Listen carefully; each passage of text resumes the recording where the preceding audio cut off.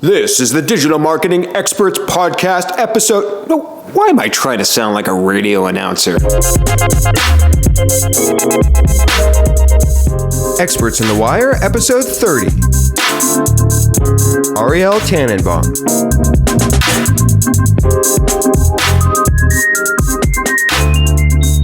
Hey everyone, welcome to episode 30 of Experts on the Wire. I just want to give a quick thanks to a few people that have said hello to me on Twitter lately, saying that they've been really enjoying Experts on the Wire. And this has been happening a little bit more, and this is great. I love when random people just kind of message me and say that they've been enjoying the show. It really helps to get that feedback because, of course, doing this podcast, I have no direct way of interacting with you, the listener. So when you kind of send me a little message on Twitter or send me an email, it's a great way to just kind of hear from you, the listener, and know that you're enjoying the show. So Erin Hellman, that's at ERINHEILMAN on Twitter. She gave me a quick shout out the other day. Thanks for that, Erin. I appreciate that. And Gary Stockton left me a video review, my first video review about a week ago. So you can say hello to Gary as well at GSTOCKTON.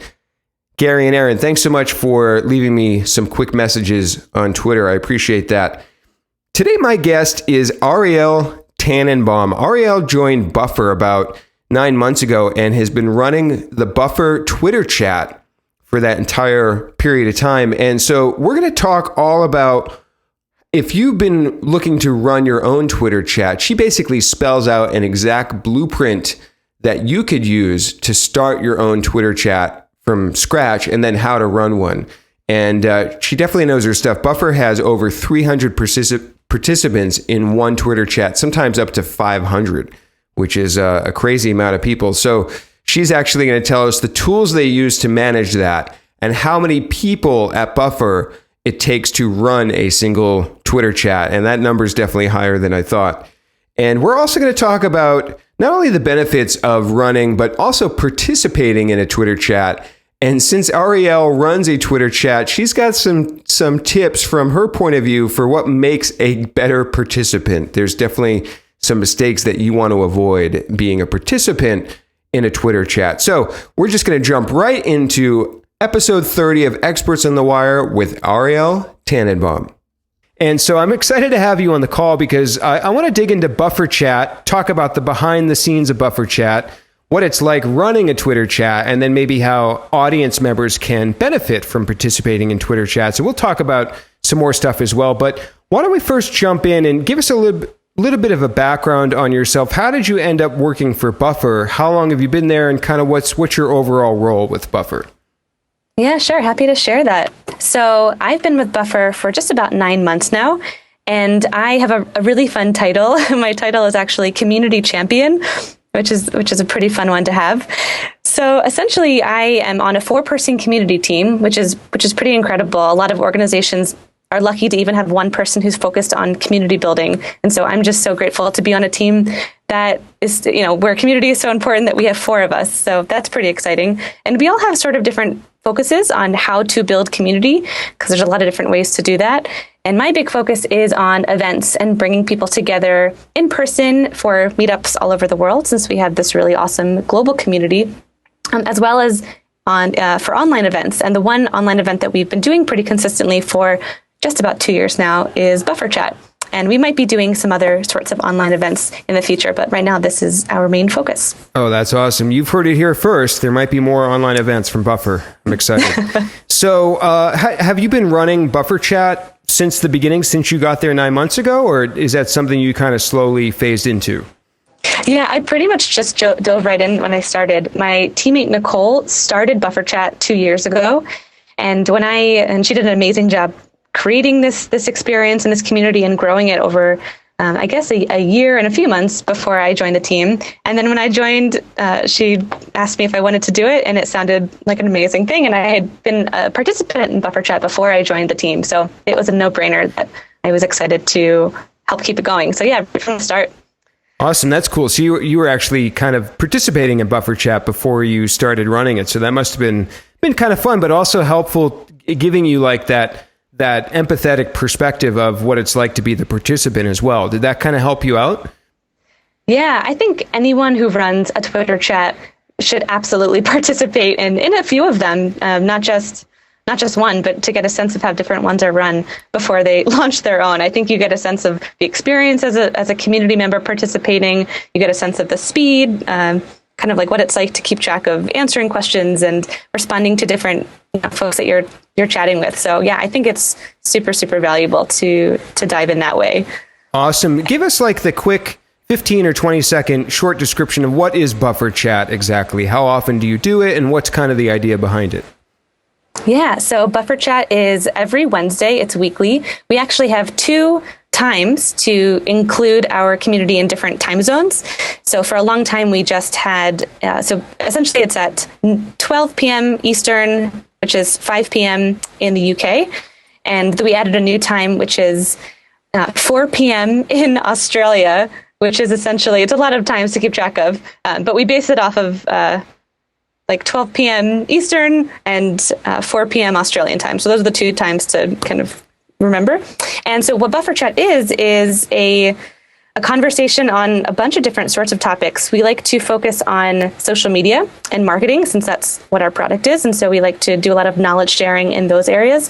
And then we also dive into other topics. A big topic at Buffer is company culture.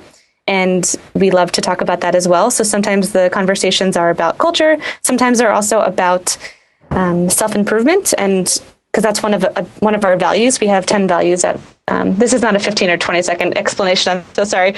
That's okay. Yeah, so it's essentially like social media, and then a little bit of company culture, and then a little bit of self-improvement and values. That's awesome. That's super smart to have opened up a second time for those people that are on the opposite side of the world, really. I mean, is that just because you essentially noticed and observed that like you're missing probably half your audience that could be participating?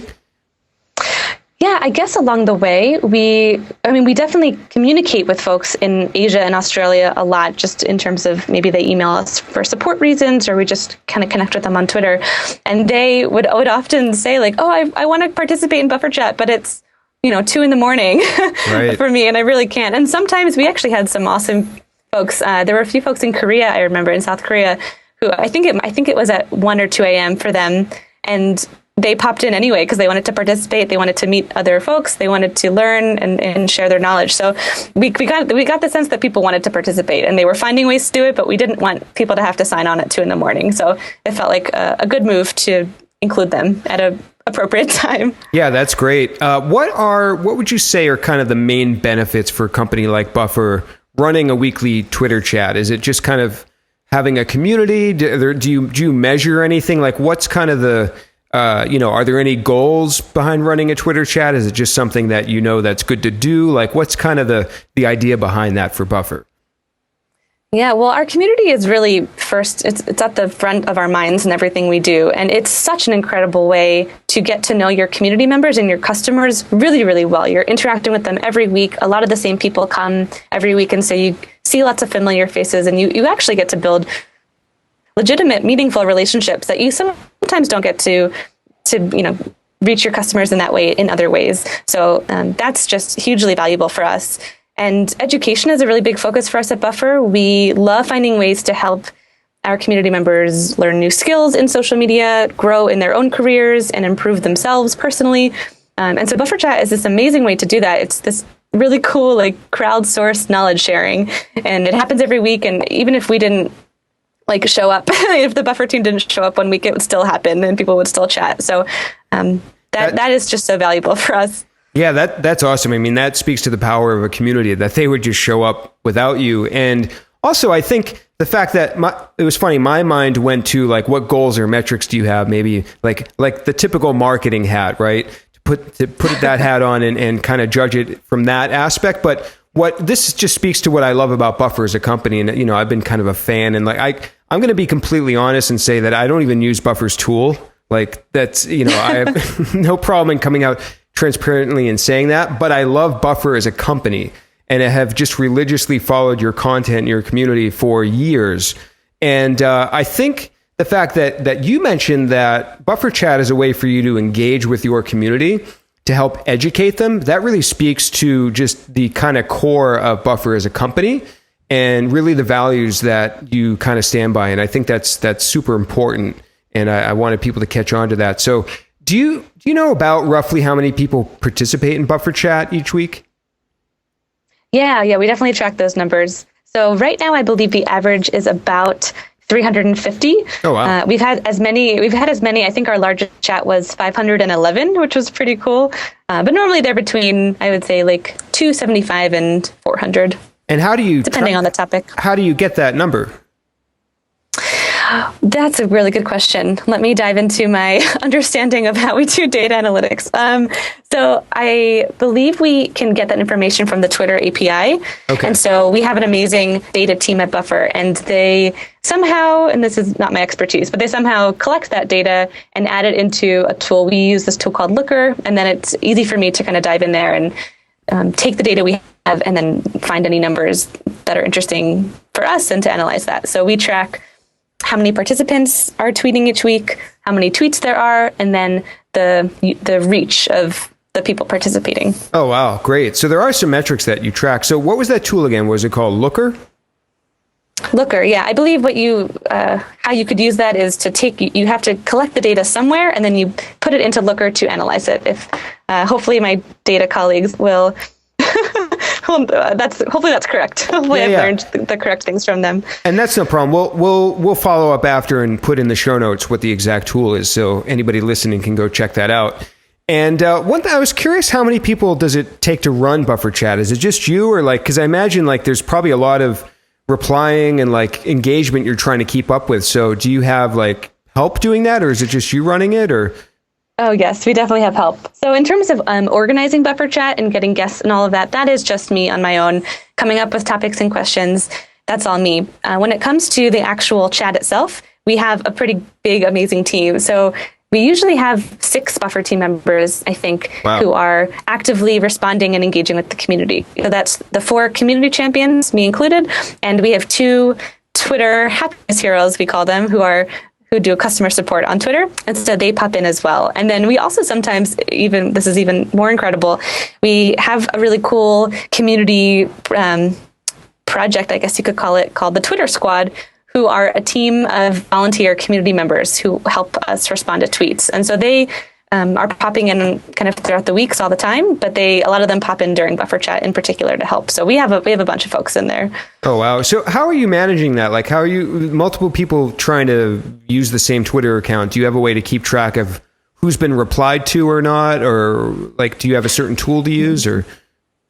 Yeah. Oh, I don't know how we would manage without the tool. So we actually have a tool in-house called Respond. Mm-hmm. It's a company we recently acquired back in the fall and have been developing this product for the past few months. And it is a lifesaver. It sort of turns your Twitter account into an inbox of sorts. So you can look at all your tweets at once. And if you can skip over some if you are not quite ready to respond to them for some reason. So, but they sit in your inbox. So you don't ever lose tweets, which is so helpful during a really active crazy hour of Buffer Chat, which can sometimes have 4,000 tweets coming in.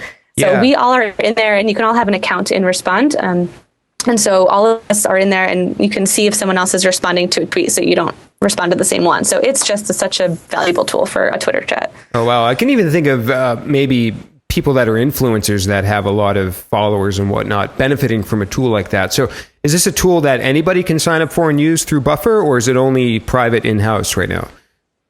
Oh, no. So it's a public tool. Yeah. So essentially it's a social monitoring, customer service or customer support sort of tool, but anyone can use it for any reason. So there is a free model. I believe I'm a little actually out of date. I'm so sorry with that's okay. with the pricing, but there is a payment option, a price plan, and I believe there is a free plan, but I'm not totally sure if there is.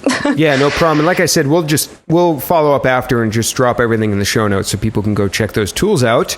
So that's very helpful. I think I had heard about that tool in passing, but it didn't really register what it did exactly.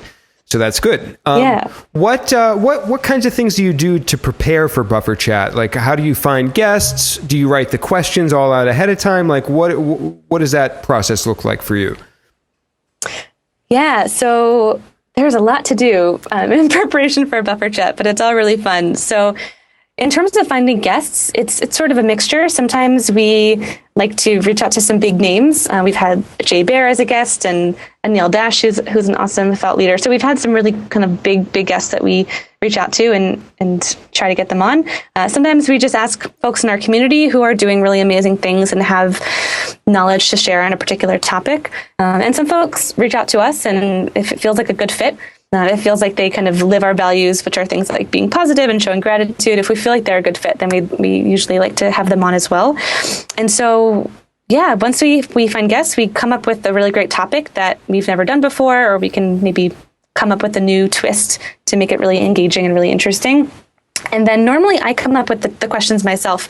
I'm definitely not an expert on every single area that we have chats about. So I like to first ask the guests if they have, maybe a few questions that they would be really excited to answer and discuss. And then from there, I do some research and come up with 7 really awesome questions. And it's such a fun process for me because I end up learning so much about various topics that I never have, given much time to before. So I think it's a really fun experience for anyone organizing a Twitter chat. It might seem like it takes some time to organize and come up with those questions, but it's such a valuable experience. So I love doing it. Absolutely agree. And I can certainly relate to the learning part, because no matter what kind of marketing or audience benefits I derive from this podcast, I've learned so much. I mean, just the couple tools you mentioned today, I hadn't really heard of or checked out. And every time I interview somebody, I'm learning something new or finding out about a new tool, or people will recommend somebody I should interview on the show. So besides all these other benefits, just the learning of it alone, I can definitely relate to that.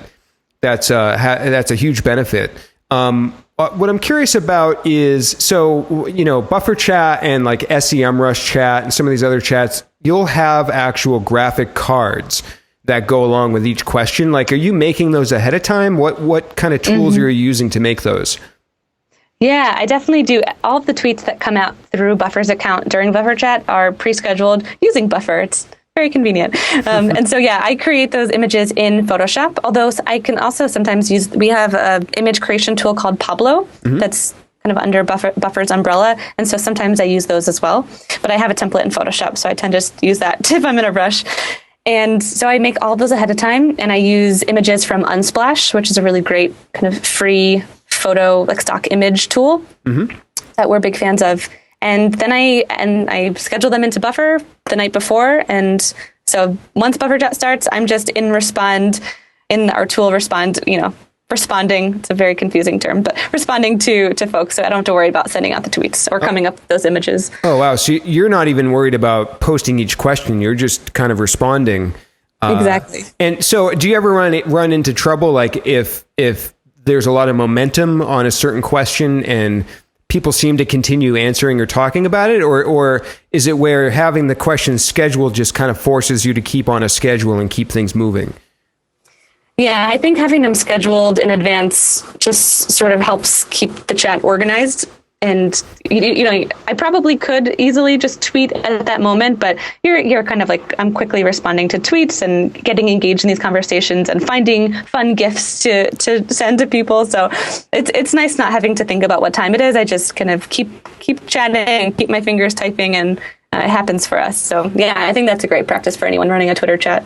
Awesome. And so you mentioned a bunch of tools like Respond and Unsplash. Are there any other tools that you use to help manage Buffer Chat? Is it all in everything you just mentioned, or is there anything else that you have to help run things? Yeah, I think that might be it. Let's see. I guess in terms of we create a recap every week on our blog. And so, that's just in our blog. So that's one tool that we're using. Yeah. And how are you creating, sorry to interrupt, how are you creating the recap? Okay. Are you just going back through everyone's replies and doing a summary? Like, where's that content come from? Yeah, so it's pretty easy. I try to keep it just copying content from the chat itself. So usually I kind of have a quick intro about what the chat was all about, and then I copy all the tweets and the information shared from, if we have a guest in for a particular week, I'll copy all of their tweets so it's all in one place. And Awesome. And then I kind of go through the list, I go through Twitter, and I use Twitter's search feature, and I just search for buffer chat and A1, which is, or like A2, depending on their answering particular questions. And then I just go through and I almost read every single tweet in buffer chat when I make these recaps, because I really go through and read almost every one so I can collect maybe like 8 or I guess like 5 to 8 tweets from the community themselves and share their expertise in our recap. So I end up reading a lot of them, but it's really fun. Awesome. Is there a huge benefit you've seen to posting the summary later on? Is it that people can just go check it out if they missed it? Does that help drive more traffic or more people to the buffer chats themselves? Yeah, well, I guess the timing of buffer chat is not always ideal for everyone, and we're very aware of that it can sometimes be smack dab in the middle of someone's workday, and they might not have the flexibility to be on Twitter for an hour. So we love to put these recaps together for those folks, for folks who just have something else come up, or if whatever the reason may be, to have that knowledge not just lost in the Twitter sphere, but to have it somewhere that people can reference. And because these topics are often so interesting and really valuable for people in their jobs. So we like to have that resource saved on our blog. Awesome. Is there a particular address people can go to look at all the buffer chats that are archived? That's a good question. I think so. They are all on our social blog, which is just blog.buffer.com, I believe. And if you search for buffer chat, you should see them all. I don't believe there's any like particular URL to direct. Actually, that's not true. We do have a landing page that's separate from our blog. It's just buffer.com/bufferchat. Oh, okay. And they're all there. I sort of forgot about that, but that's up to date. Awesome. So I know Buffer's a company that, kind of has had an audience to begin with, especially, even 2 years ago when Buffer Chat started. Do you know of anything that was done or anything you might even do now to help promote Buffer Chat? And I know within Twitter, you probably will announce it and tweet about it and get people ready. But is there anything you do outside of Twitter to help promote Buffer Chat? Well, I think in the beginning, when we were first getting it off the ground, I think there was a lot more deliberate and purposeful outreach that we did. Now, since we sort of have this great community who knows that it's happening and it's on their calendars, which is so cool, we don't do as much. We just send out a few tweets. Although we do have a Slack community for our Buffer community. And so we'll post in there. I'll share the information about the topic and the guest. I'll share the recap in there. We have like a Buffer Chat channel within our Slack community. So that's a great tool, especially for showing or connecting with new community members, since we have something like 2,000 folks in there. And I imagine a lot of them haven't participated in Buffer Chat before. So that's a way for them to see it and to learn about it, instead of like having to catch the tweet that the 1 or 2 tweets that go out. Right, they can be missed. And it's funny because just today your Buffer Chat was about building Slack communities. Yeah. And another piggyback on that is you first experimented for your first time with using video answers today. So the guest on the show, I forget his name, but he answered every question with a video tweet. And so I'm wondering, I love the idea. First of all, I think people using video in tweets is still very underutilized. So it's something that I've done quite often to get the attention of people who otherwise might not have noticed me. But I'm wondering how that went. Did you feel like it was a good format for Buffer Chat? Did people respond well to it? Did it seem to flow the way it normally would have? Yeah, we were so excited to give that a try. And I'm so grateful for Alfred, who was actually one of our community champions, who was our guest. So he was a Buffer team member who was the guest. So okay. he was up for experimenting a little bit with that. And yeah, we're still, it's only been a couple hours since Buffer Chat. So we still don't know exactly what the community thought, but we've gotten a few pieces of feedback and people liked it. I think we're really interested in involving video in a lot of more of our marketing and a lot of things that we do in terms of education. So we're really excited to keep incorporating more video into Buffer Chat. I think it also will help to engage more people who might not necessarily love the idea of typing furiously for an hour, because Buffer Chat can sort of be a high-speed experience. So in our minds, video can be really great to engage those folks who might not want to be typing the whole time, just want to listen and learn. And maybe eventually down the road, we might do like a Facebook Live for the whole hour. I don't know if people necessarily want to listen for a whole hour, so we'll have to play around with that. But we're excited to keep experimenting and yeah, see what people think. Awesome. So one last question kind of about running Twitter chat. So what if somebody listening right now is working in a company or maybe thinking about starting their own Twitter chat? How do you recommend they get started? Should they just kind of jump right in? Do you have to like secure the hashtag ahead of time? Like, how does that even work? Like, is there an official way to like claim a hashtag? Or because with buffers, it was branded, right? So you didn't have to like ask anybody. But for example, I saw that there was like a podcasting chat hashtag, and it had kind of gone dormant, right? So like, what's Twitter etiquette? Can somebody just pick that up and run with it, or is it kind of a fair game, or how's that work?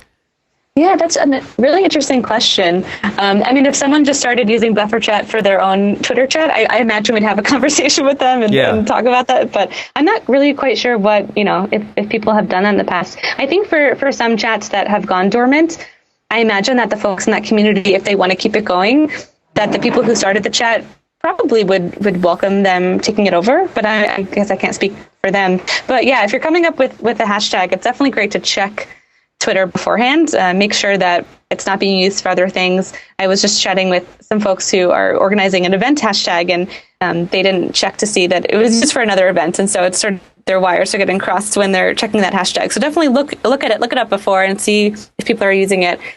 And yeah, otherwise, I think you can just grab it and go. And once people know that it's something that you're organizing, I imagine they'll just chime in and join in and hopefully not take it over.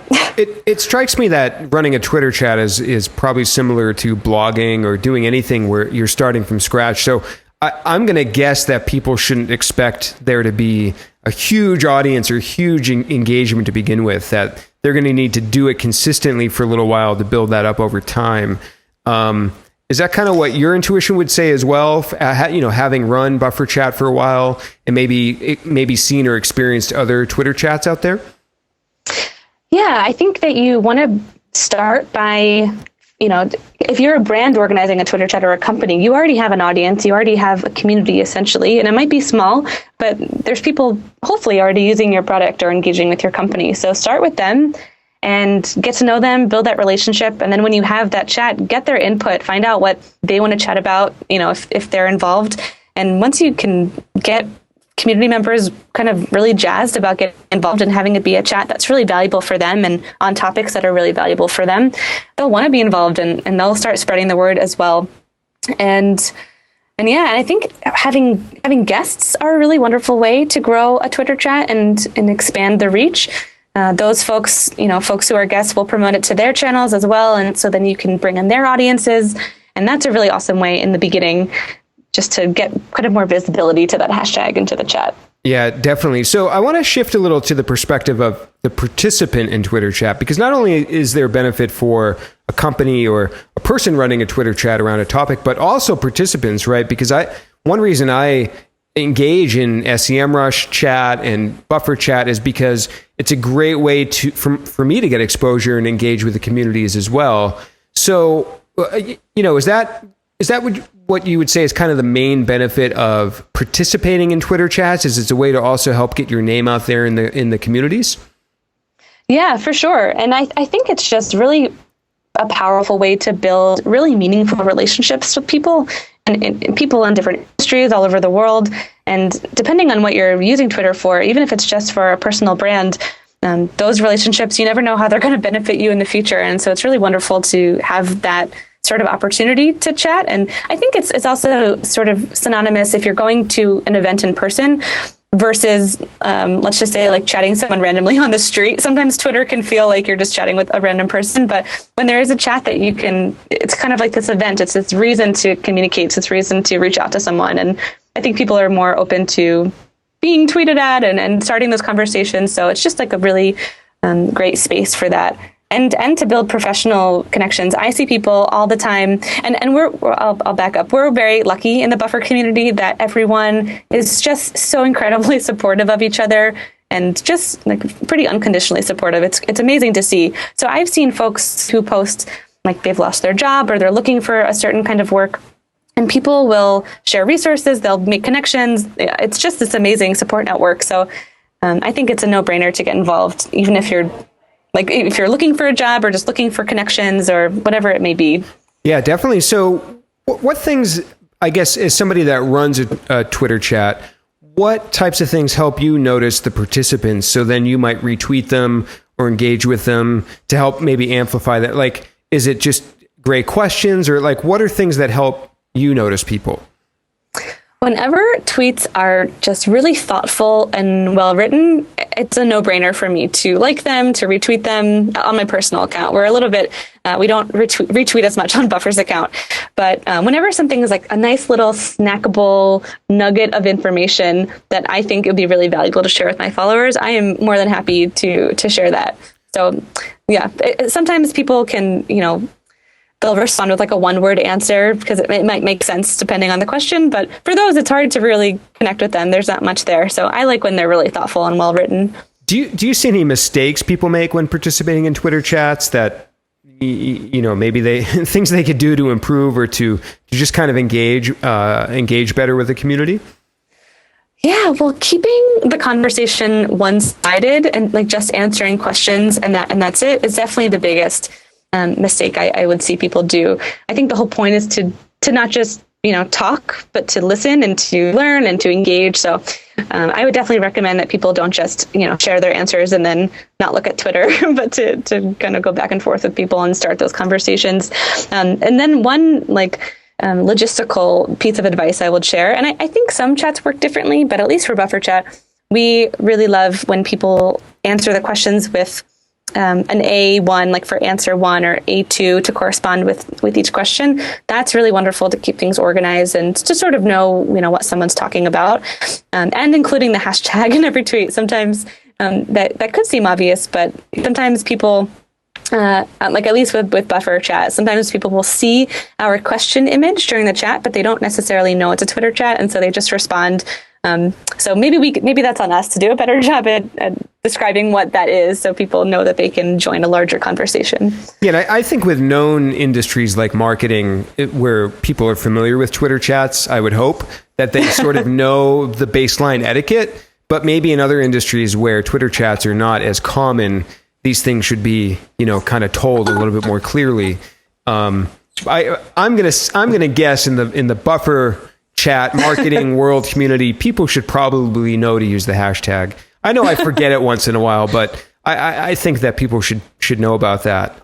There's a great tool for participating in chats called Nerf. And tweet chat's another one. And in those tools, the hashtag is added for you. So you just need to type your answer without the hashtag and it adds it for you. So that's a great way, because I also can easily forget sometimes as well. Yeah, I was going to ask about tools. Is the one you mentioned, I use tchat.io. I think I just searched for it in Google one day and it showed up.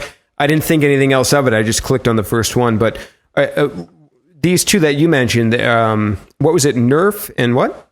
Tweet chat. Tweet chat. Okay. So Nerf, tweet chat, and then tchat.io is one that I use. So these tools will add the hashtag in automatically.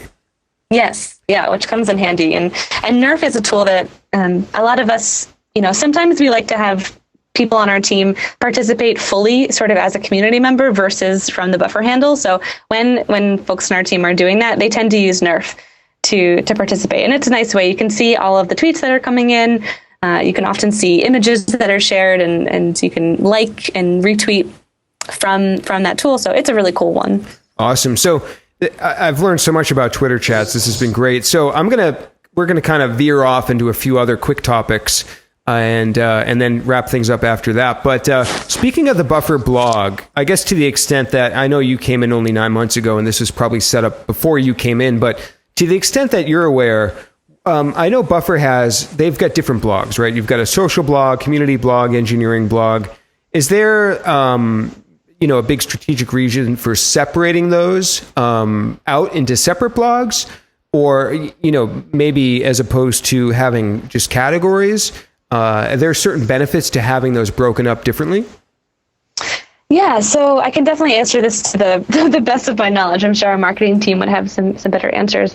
So I know that content is a huge piece of our strategy, and we have a lot of people who are devoted just to writing these posts. So we love to have a really robust blog that has a lot of really valuable topics. So I know that on our social blog, which is all about social media, sharing, resources and templates and best practices and skill building around social media and marketing, there's so much that goes into that blog.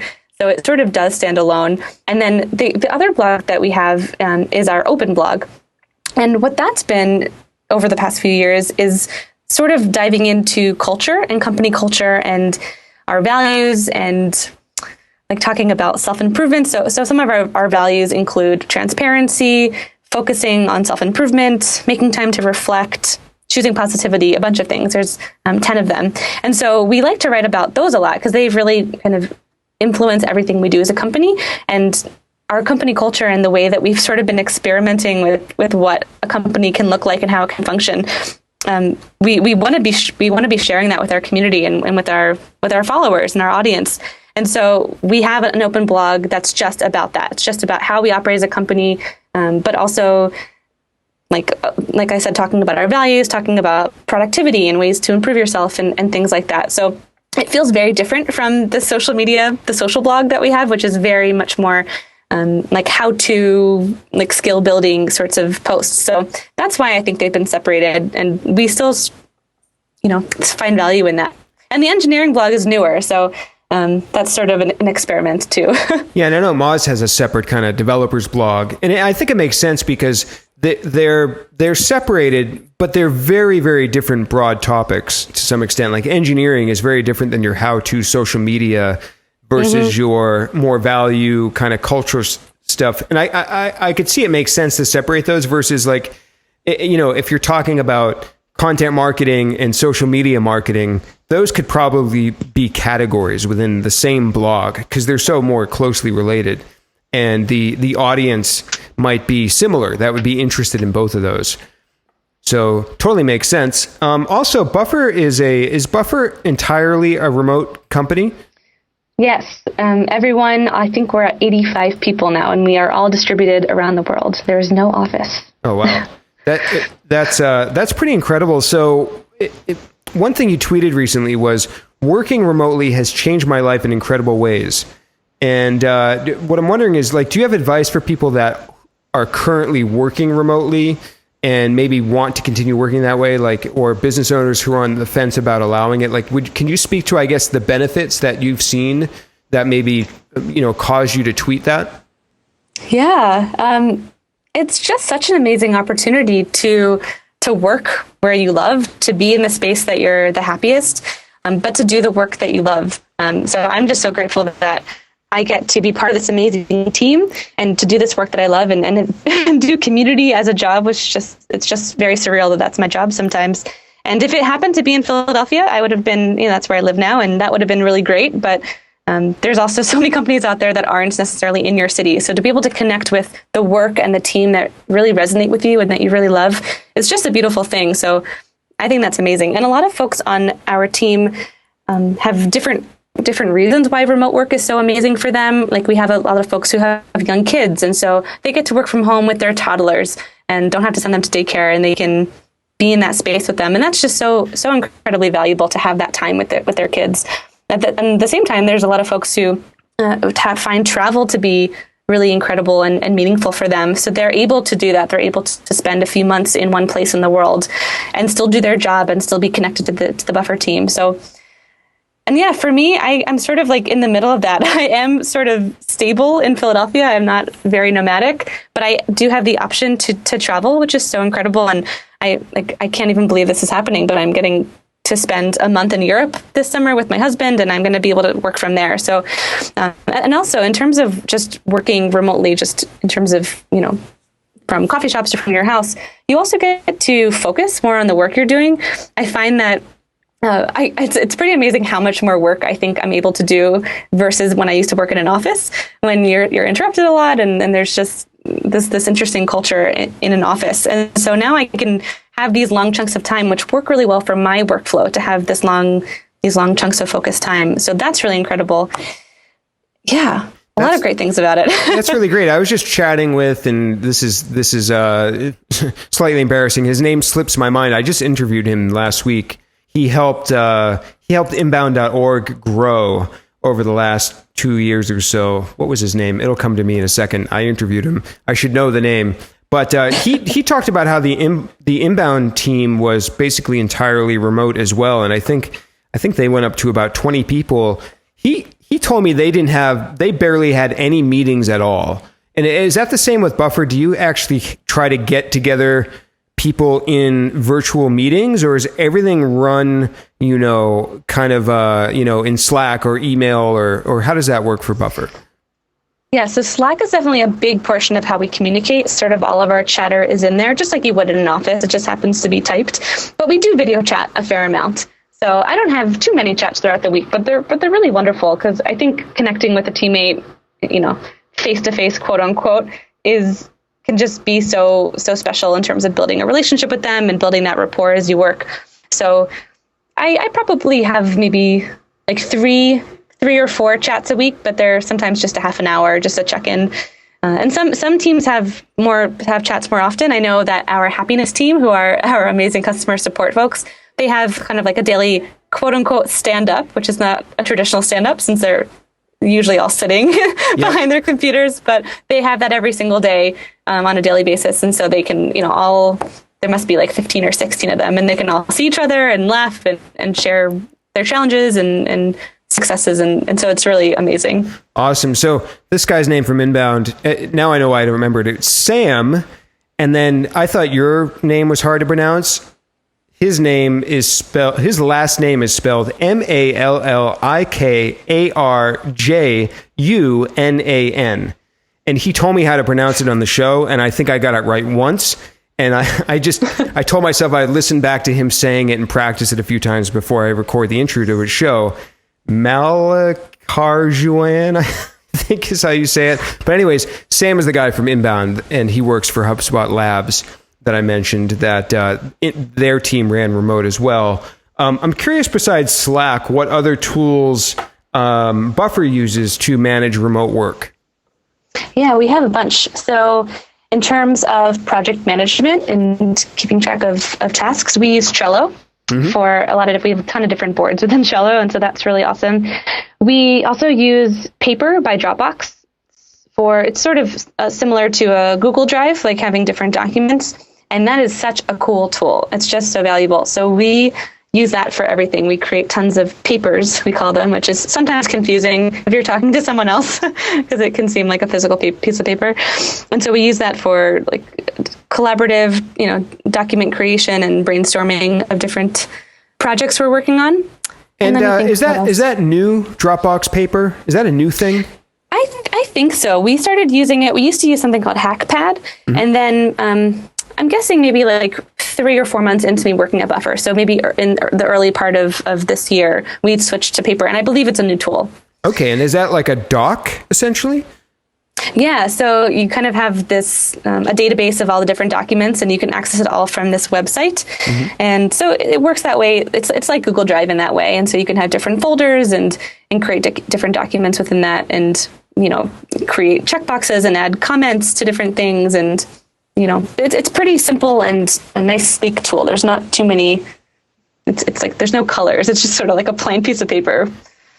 How does Buffer use Slack? I know you have your public community, but in terms of managing remote work, are people in it all day long, or do you just kind of check in and check out? Is it like a frequent spot of communication, or is it more for just quick things? Like, how do you guys find that you use it?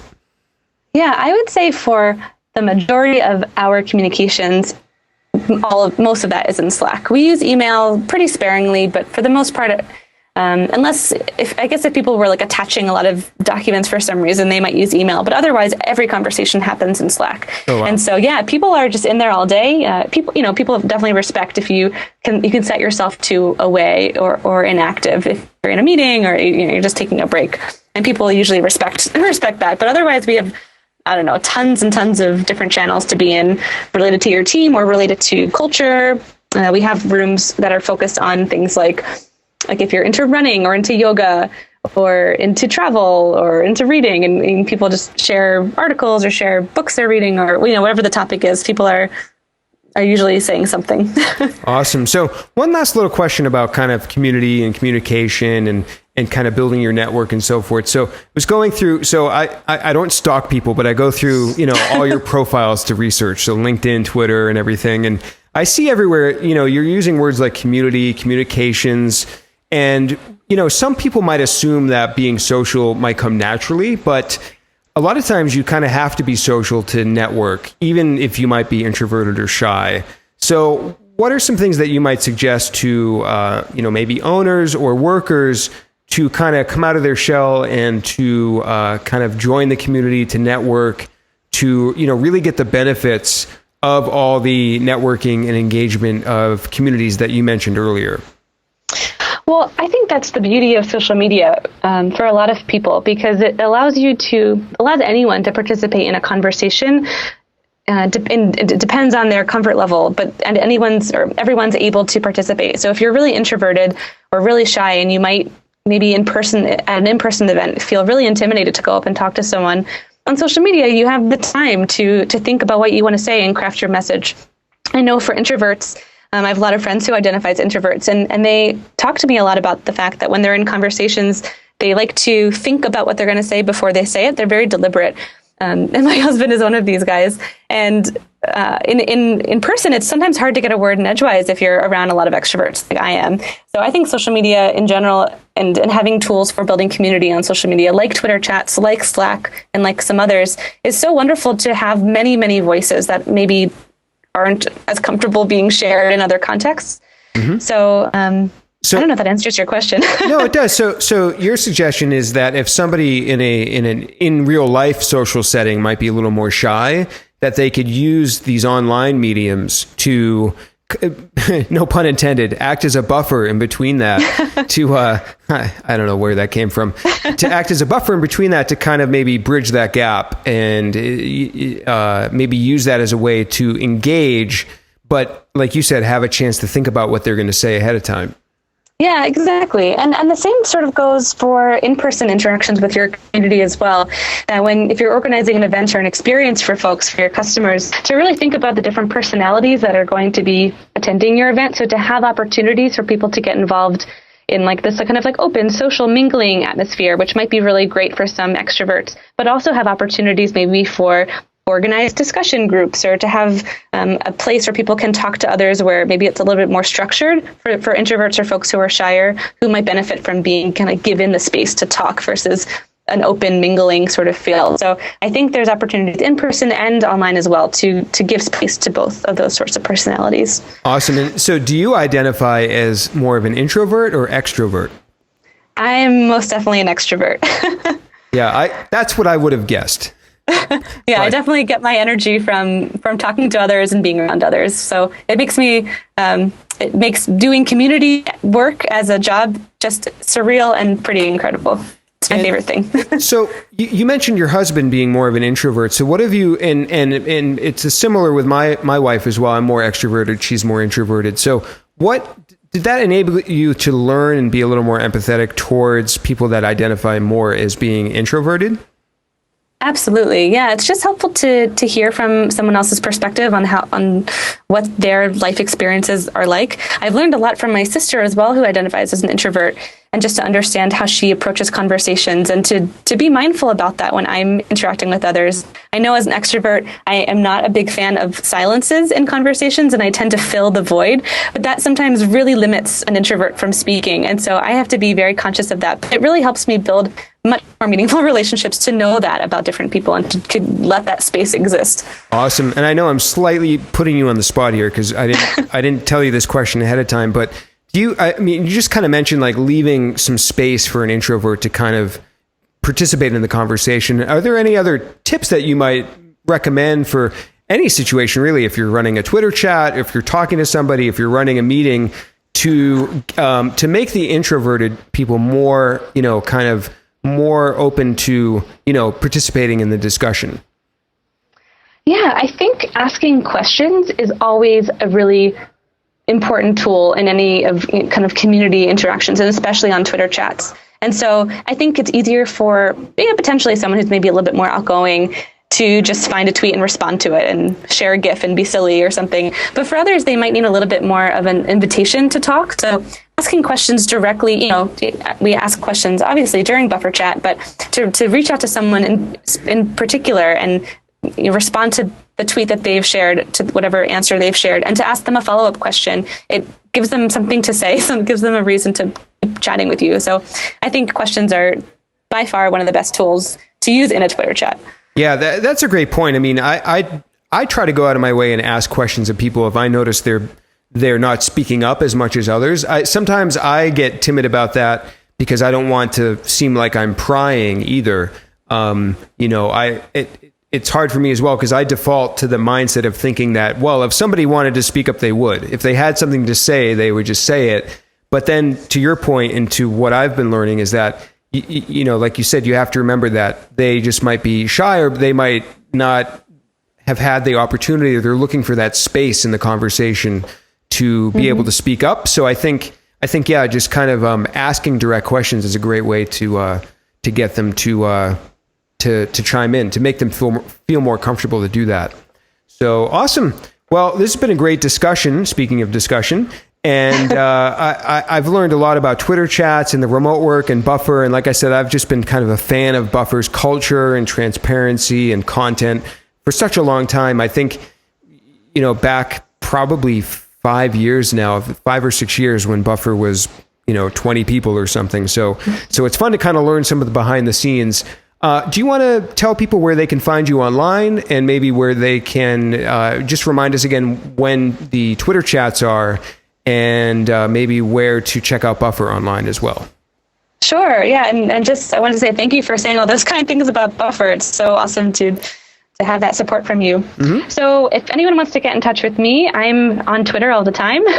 So my Twitter handle is @Arielle Margot, which is, we can probably include that in the notes. In the show notes, and, yeah. And just as a reminder, Buffer Chat happens every week on Wednesday, and it's at 2 times. So the one time is at 12 p.m.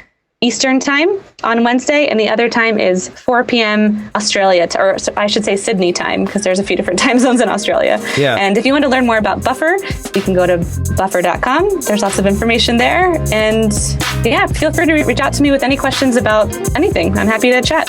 Awesome. Thank you so much for participating in Experts on the Wire, and we'll see everyone next time. Thanks. Thank you.